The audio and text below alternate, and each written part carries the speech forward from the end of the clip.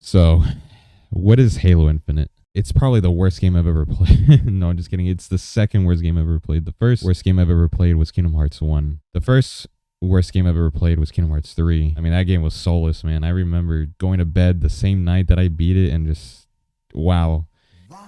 I'm just, I'm on this Discord server, right? And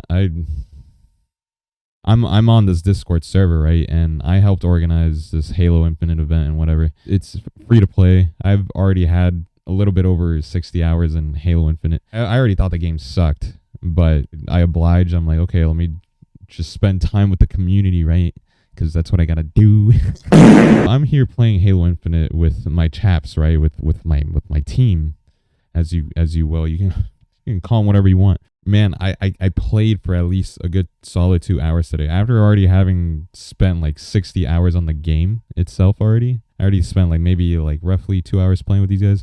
I wanted to stop playing by the end of it. The Halo Infinite multiplayer has been out for roughly 6 months since the multiplayer launch of the game. And it still sucks. And this time I feel even worse about the game than when I was playing it maybe like a couple months ago, and then I did like a Halo tryout thing for like a university. It was the worst experience I've ever had trying to try out for a team. Not because of whatever. It was because of the game. I hated the game. But I hate it even more now. The game is soulless, man. I just feel to make this video because I felt so empty after playing Halo Infinite. I already know Halo Infinite lacks in content. And yes, Season 2 dropped. I know that they dropped like a couple maps, maybe 1 or 2 game modes.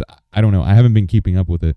But when I came back, after not having played Season 2, I actually came back to play Season 2 for the community event that I participated in. When I came back, I felt as if the game was completely soulless and deserted.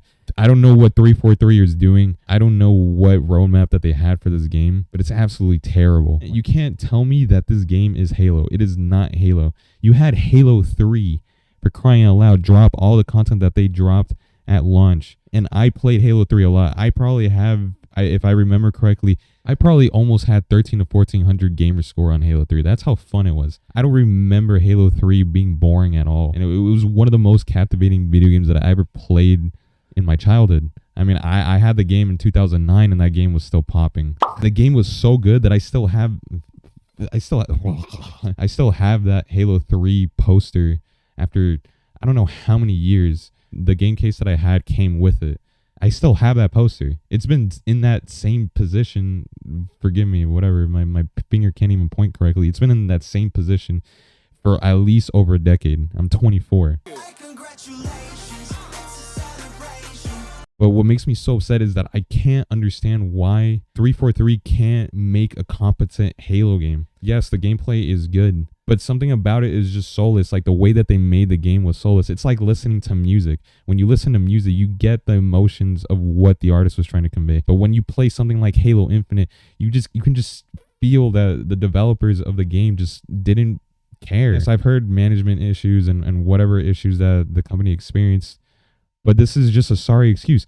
Halo 3 was able to capture the essence of what a fun game should have been like. For crying out loud, Bungie's whole design philosophy during Halo 3 and whatever other Halo game that they put out was that it was supposed to be fun. It's pretty obvious to us when we start working on these maps that they have to be fun for the 100th and the 200th and the 1000th time. A lot of the time that we spend on these levels are in the details, making sure that the run to a weapon is equal for different areas, getting the distances right for flag captures. Apparently with 343, it wasn't always about fun. It was about how cool it looked. And it was so revolutionary to them. I just feel I have to make this video because when I finished playing Halo Infinite tonight of me making this video, the same night of me making this video, I just felt completely sad. The only other time that I felt that way was when I finished Kingdom Hearts 3. I got this phone thingy that takes pictures. Want to snap a photo while we're all here? Sure, that's a great idea. 343 has a clear-cut example of what made Halo great. They had Halo 3. And yes, I can't say that Halo 4 was bad. I actually did like Halo 4 to an extent. It wasn't like the other Halos. It wasn't terrible. And then you had Halo 5, which I didn't really play that much. I didn't even bother playing the campaign, but everyone said the multiplayer was great. I believe that. But how is it possible that you go from whatever it is that you did in Halo 4 and Halo 5, which, by the way, can't be compared to Halo 3, to what you made in Halo Infinite? I just don't understand that. I like the gameplay. I think the gameplay has potential. You can't have the core mechanics of your game be the way it is without all the bread and butter of what made Halo great. You don't have Forge. You don't have a solid custom game.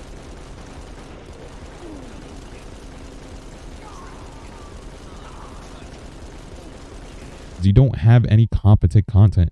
And then you prioritize your store. I just don't feel like 343 put the time and effort or the care that this game needed, and that's why it failed. Like, if you're still playing Halo Infinite, good for you, but that game is dog.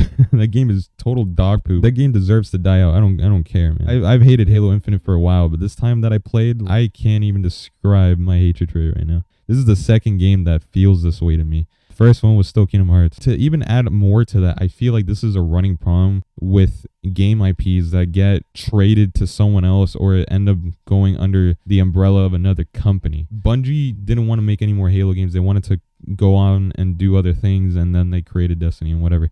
That's fine. But the problem that I see happening with companies that give off their IPs or just give up an IP or whatever, or they give the IP to another company, is that these IPs, whatever character or franchise it is, whether it be, I don't know, something like Spyro the Dragon or Crash Bandicoot, which I'll get into a little bit, they end up tarnishing what made that IP or character or game great in the first place. And they don't draw from what made it successful. I don't understand how. What I think that companies need to do, video game companies who create a character or a series or a franchise, and what I feel like these companies need to do is to be careful in who they entrust these IPs to. And yes, there are some companies who work under an umbrella company, like, let's say, I want to say with Crash Bandicoot, I think it was with Sony. Whenever these companies let go of these IPs or characters or whatever they have ownership over, they need to make sure that the integrity of that franchise or character or IP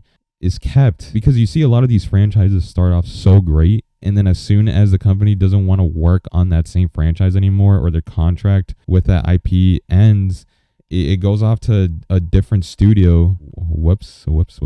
It goes off to a different studio, and then that studio besmirches that freaking franchise character, that whatever made that character great.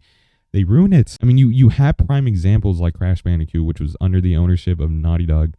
One of the greatest PS1 games of all time ever created. Crash Bandicoot 1, 2, and 3. And then they even topped it off with Crash Team Racing. A silly little gag, and it's still one of the best kart racing games out there. Like, hands down. I mean, with Crash Bandicoot, it wasn't Naughty Dog's fault because Universal Interactive owned the IP of Crash Bandicoot. They didn't continue working on Crash Bandicoot for certain reasons. The IP of Crash Bandicoot, for example, was passed on like a freaking ragdoll. They came up with a stupid game called Crash of the Titans, which, by the way, I did like, but it wasn't Crash Bandicoot. It wasn't the same.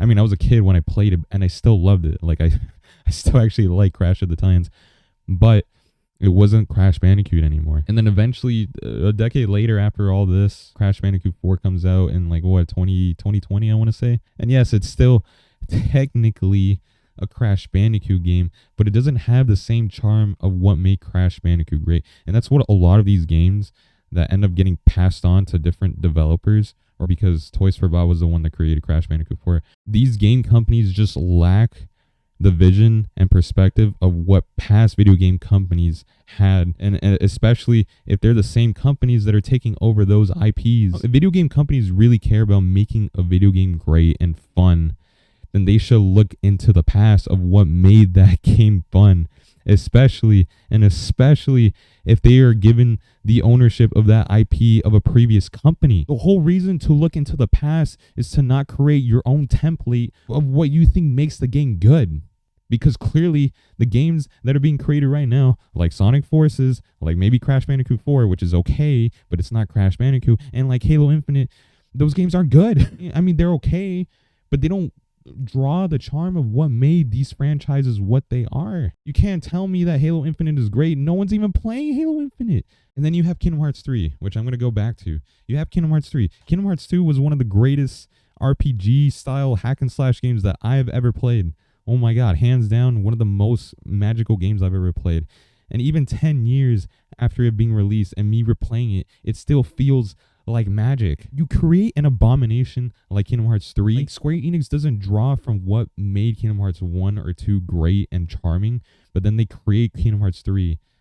And it's like, bro, like, literally sweating right now. All these companies have games that they could build upon and that they have templates for, so that they don't have to create something from scratch. But they think that by improving on certain aspects that they're making the game better, and they actually make it worse. Just because you create a Call of Duty with Titanfall mechanics does not make the game fun. So what I'm trying to say is this: 343 Industries needs to abandon whatever design philosophy that they have and rearrange it to where they can match what Bungie's used to be, which was to make the game fun.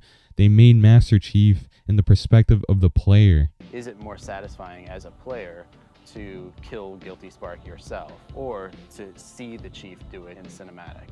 But as soon as you make that decision, you're taking that action away from the player. I don't understand how they got to this point, mentally speaking, how they would think that this was a genius idea, because it clearly was, because it worked. But 343 needs to adopt whatever Bungie did 10 plus years ago. And that goes for whatever game company is allowed to work on a franchise that wasn't theirs to begin with. But they're being entrusted with that IP and that character and that game and whatever made that game what it was. Bro, it's like making pizza. It's like getting the concept of pizza and trying to better it by thinking that removing the sauce from the pizza is going to make it better. It won't. You're just removing the sauce and you're putting it's just cheese bread. You're just making a cheese bread. It's not pizza. And for crying out loud, they had Joseph Statham on their team. How is it possible that you created this garbage?